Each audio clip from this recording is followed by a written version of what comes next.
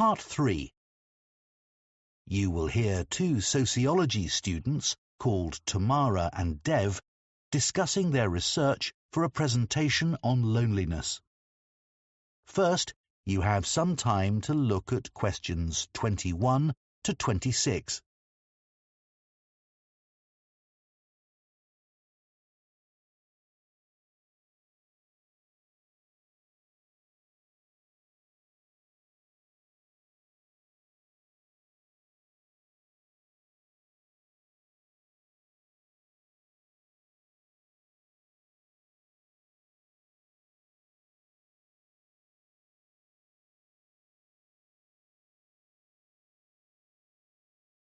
Now listen carefully and answer questions 21 to 26. Shall we go through the notes we've made from our research into loneliness now, Dev? OK, Samara. It's been a real eye-opener. I had no idea that loneliness has been increasing steadily for the last 20 years. I know, and it's the same all over the world. The downside of a modern lifestyle, I guess. Did you come to any conclusions about what the reasons for the increase are? Well, I'd assumed it was mainly an issue for the elderly, but in fact it's something which affects young people just as much. So nothing really to do with longer lifespans.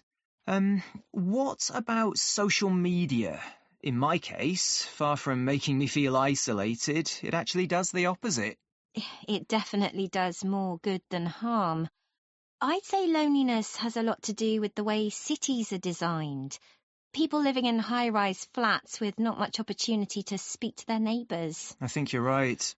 Another possible reason is that people are having fewer children and don't live in large extended family groups. But in this country anyway, that all changed decades ago. And yet loneliness is a more recent problem. I suppose so. A more plausible explanation is that people are having to move around for work and often end up living miles away from their family and friends. That's true. Looking at the studies on health risks and loneliness, there are claims that loneliness has as much impact as smoking 15 cigarettes a day. Or similar to the risks caused by obesity. But I'm not sure there's enough evidence for some of these claims. Well, what about that one in Finland, which showed that loneliness increased the risk of cancer by about 10%? And those findings have been supported by other studies too. You're right about that one. I was actually thinking of the studies on dementia. Some found no association between loneliness and dementia, and others found the opposite. Not exactly reliable then. There's been a lot of research on cardiovascular disease and whether loneliness contributes to that. Yes, I read that it was hard to reach a judgment, as the definition of loneliness varied quite a lot, and the responses from participants were too subjective. But there's no doubt that loneliness contributes to a weakened immune system. Unquestionably. The data on that is sound. What did you think about the evolutionary theory of loneliness? Well, I thought the idea that loneliness evolved because it motivated people to be with other people quite convincing. Survival often depended on group cooperation. But I don't think there's enough evidence to claim that there must be a group of neurons in our brains which influence social behaviour by making us feel bad when we're alone. There are a few studies which support the theory, but not conclusively enough. More evidence is needed. And anyway, this theory's not really useful when it comes to solving the problem of loneliness today. True. Before you hear the rest of the discussion, you have some time to look at questions 27 to 30.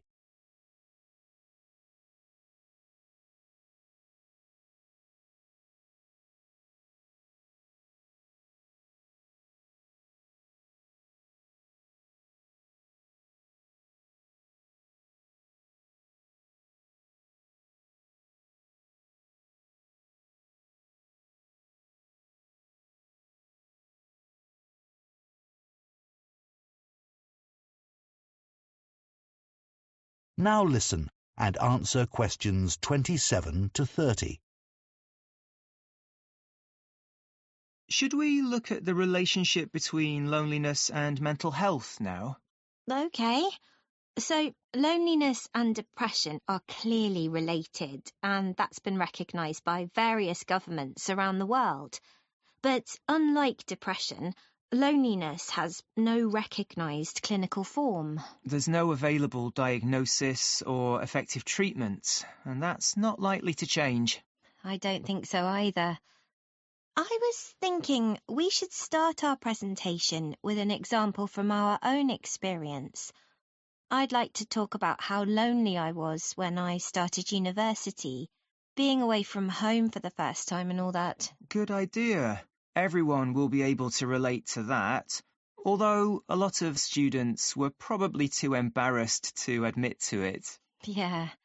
We could discuss ways of dealing with loneliness as well, like just talking to strangers.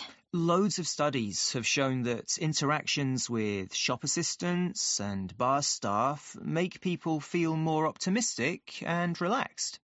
I don't know about that, but it must make people feel more connected with their community. True, although you need to be a certain kind of person to be able to just strike up a conversation. Good point. We should say something about solitude and how being alone and being lonely aren't the same thing. It's strange the way some people can't stand being by themselves while others love it. Yeah, the research shows a certain amount of solitude is beneficial for well-being, which I appreciate, but being alone isn't something I actually like. I'd never choose to go on holiday alone, for example. Me neither. Well, let's not...